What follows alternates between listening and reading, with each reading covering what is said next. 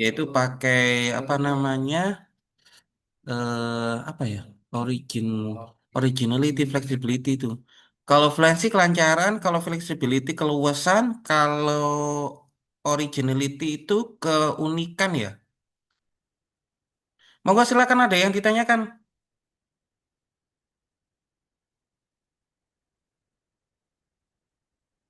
Halo, tidak ya? Pak, Ya monggo silakan. ingin bertanya nggih, audiens. Bentar saya tak berhenti.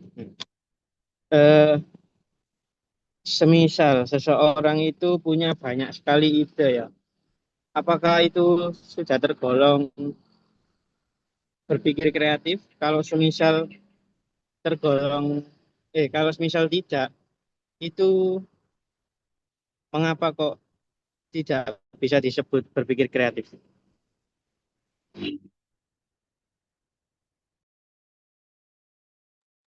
Oke, itu. Baik, terima kasih Miftahudin. Izin menjawab ya, maksud dari pertanyaan Miftahudin itu dia memiliki banyak ide, kemudian bisa dikatakan dia itu memiliki kemampuan berpikir kreatif atau tidak. Menurut saya kalau dia hanya banyak ide tetapi tidak bisa menuangkan dalam eh, yang kita bahas kan kemampuan pemecahan masalah juga ya. Jadi kalau dia hanya punya ide di dalam kepala tapi tidak bisa menuangkan untuk menyelesaikan soal ya, maka tidak bisa disebut berpikir kreatif. Oke. Coba cek kembali, mungkin pertanyaannya ini, siapa Miftah Budin itu perlu ditekankan dulu, Mas. Samen fokusnya ke berpikir kreatif di matematika atau berpikir kreatif secara umum. Itu beda. Kalau berpikir kreatif di matematika, maka ukurannya, ya indikator-indikator itu. Jadi indikator sekali lagi kan di awal sudah saya sampaikan, bahwasanya indikator itu adalah ukuran. Kalau dikatakan ukuran untuk berpikir kreatif, berarti dia harus memenuhi itu semua. Seperti fluency tadi disampaikan, ada flexibility, ada juga novelty, ada yang juga sampai pada elaboration. Seperti itu ya. Itu untuk ini. Jadi kalau misalkan berpikir kreatif secara umum, Oke, oke. terima kasih. Iya, kalau ke umum ya kita bisa bicaranya umum. Ya, kalau banyak ide gini-gini, kemudian idenya baru-baru. Bisa jadi itu cukup untuk berpikir kreatif yang di secara umum itu. Tapi kalau di matematika yang ini berpikir kreatif di dalam matematika, maka harus memenuhi definisi yang disampaikan kelompok tadi sama indikator itu tadi. Itu. Itu berpikir kreatif. Berpikir kreatif ini sering digunakan dalam penelitian ya, sering sekali. Tadi apa? Kalau fluency di sini tulisannya adalah dia kelancaran jadi menghasilkan beberapa ide atau jawaban yang bervariasi dengan benar. Jadi siswa itu menyelesaikan soal, tapi nanti soalnya itu ternyata memiliki berbagai jawaban dan ketika menyelesaikan dia itu benar. Maka dia memenuhi indikator fluency, kelancaran. Kalau flexibility kalau nggak salah itu nanti dicek kembali ya. Dia mampu mengerjakan soal dengan berbagai cara dan benar. Itu flexibility. Kalau originality, siswa itu mengerjakan dengan cara yang berbeda, unik dari yang lainnya, dari penyelesaiannya yang ada. Itu namanya originality. Ya, jadi itu. Harus tahu bedanya, karena seringkali saya sendiri aja terkadang kurang bisa membedakan mana fluency, mana flexibility. Belum lagi novelty kebaruan. Kebaruan itu berarti ya caranya atau idenya memang memang benar-benar baru itu. Mungkin itu ada yang ditanyakan lagi silakan. Kalau enggak maka nanti saya berikan soal dikerjakan, soal dikerjakan, kemudian dikerjakan secara umum, kemudian Nanti saya tunjuk cara random yang ada di sini untuk mempresentasikan mana fluensinya, mana novelty-nya, mana originality-nya, mana flexibility-nya. Ada yang tanyakan belum? Silakan.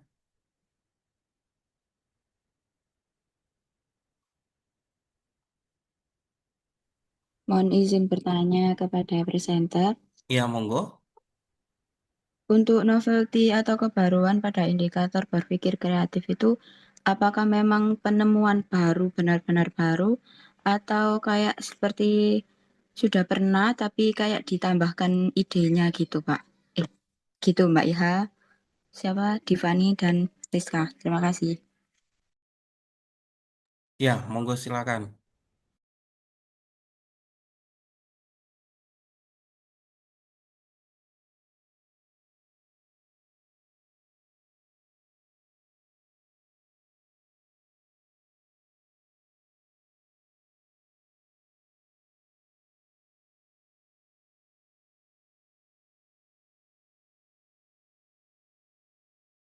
Nah, itu pertanyaannya bagus. Apakah kalau novelty itu harus benar-benar baru?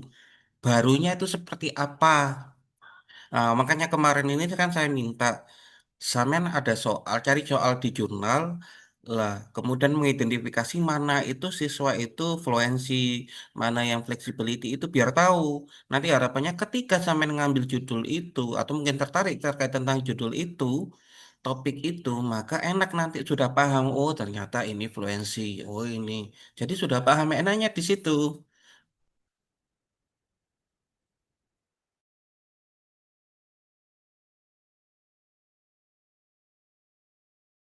Monggo, karena satu presentasi kan banyak ya, ada tiga mahasiswa. Monggo, silakan.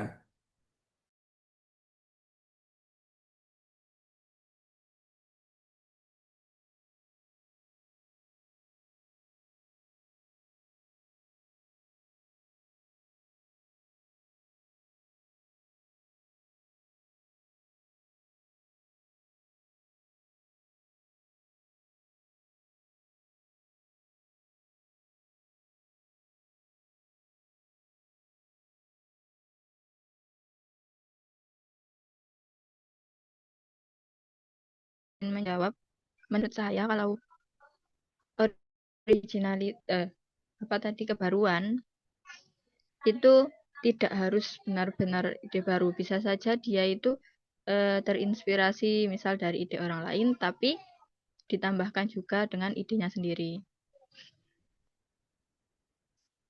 Begitu menurut saya. Oh, mungkin ditunjukkan referensinya yang mana. Nah, itu prof saya itu Pak Siswono, Tatak Yuli Eko Siswono.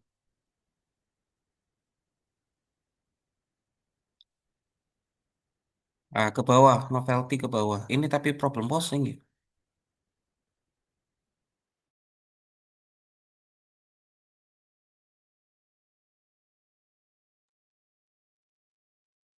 Nggak ada ya. Hanya tiga ya indikatornya. Novelty mana?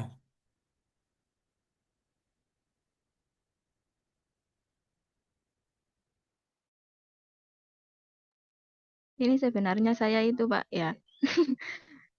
Sebenarnya kan kalau Siswono itu originality ya Pak, bukan kebaruan. Ah, Kalau ada dari sendiri. jurnal. Oh, originality itu bukan baru keunikan kalau nggak salah. Coba sampai cek lagi. Coba cek artikel aslinya.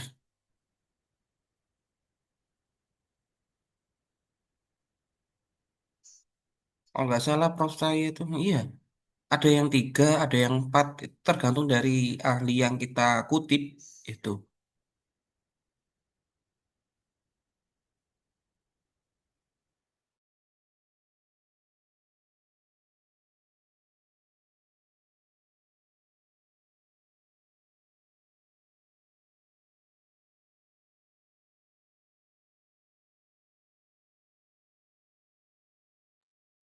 Bentar nggih Pak.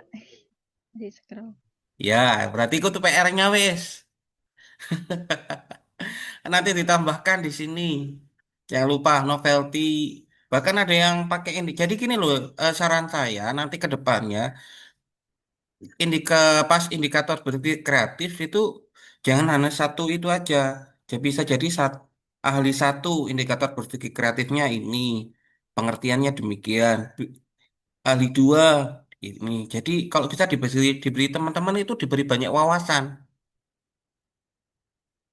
ya dari beberapa ahli bukan hanya satu saja. Karena ya ini tadi sudah saya sampaikan bahwasanya satu ahli itu bisa hanya tiga, ada yang empat, ada yang tiga yang lain. Begitu berbeda-beda. Nanti kalau kita penelitian, kita pakai yang mana Pak yang penelitian itu? Ya tergantung dari permasalahan kita. Ketika kita di lapangan kita nemunya apa, masalahnya apa, ya udah itu kita sesuaikan indikator mana yang sesuai begitu. Oke, bisa dipahami? Yang lain? Nggih, Ya, bisa, Pak. Pak. Oke. Mei, Khadijah, Tiffany, Dina, Wardah, paham? Paham, Pak. Eh, Insya Allah. Insya Allah katanya Dina. Oke, ah minta tolong di logout untuk share screen-nya. Saya share screen ya.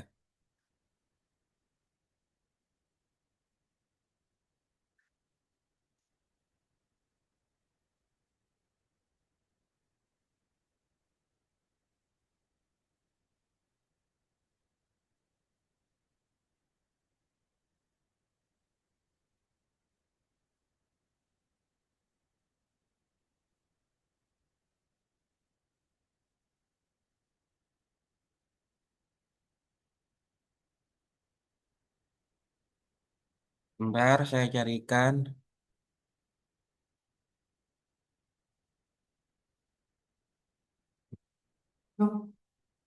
Oh, bukan ini ya. Jurnalnya yang sama Pak Banji itu loh. Mana soalnya? Oh ini. Ini saya screen. Minta tolong ditulis dulu dan dikerjakan. Ditulis, dikerjakan.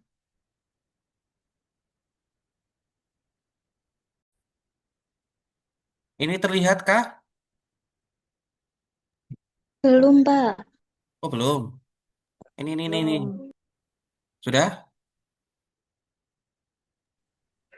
Belum, Pak. Oh, Eh, sudah. sudah? Belum? Tak ulangi lagi kalau belum. Sudah, Pak. Oke. Saya tulis dulu, silakan. Jadi ada soal itu. Ini kan kalau SMP 30 menit ya. Kalau Samen mungkin cukup 10 menit bisa. Atau 15 wes separuhnya. Samen kerjakan ini. Saya beri waktu 15 menit. Nanti silakan dikerjakan. Tunjukkan mana fluensinya. Jadi yang pertama adalah soal. Jawab dulu soalnya. Dengan cara sampean sendiri. Silakan ini dikerjakan dengan jawab cara sampean sendiri. Kemudian nanti apa namanya dengan cara sampean sendiri. Kemudian nanti tunjukkan ini originality-nya, ini flexibility-nya, ini novelty-nya, ini fluency-nya. Jadi empat ya. Yang pertama adalah keluasan flexibility yang mana? Yang kedua, kelancaran fluensi yang mana? Yang ketiga, kebaruan novelty yang mana? Yang keempat, originality yang mana? Jadi empat dibuat apa semacam gini kalau misalkan biasanya itu ya. Misalkan gini, ini adalah fluensi, ini adalah tunjukkan atau mungkin dikasih lingkari mana ini bagian fluensi. Begitu ya? Ada yang ditanyakan?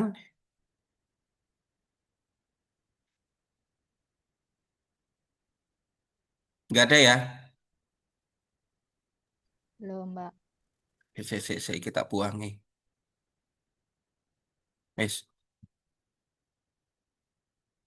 Saya beri waktu 15 menit. Ini nanti saya perbarui, kemudian saya kirimkan Zoom-nya.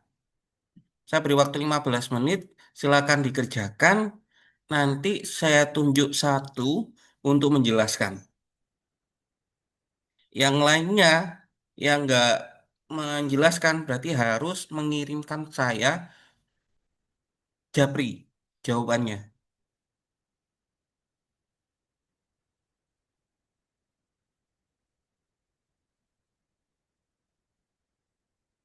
Bentar, saya buatkan lagi 945 nanti.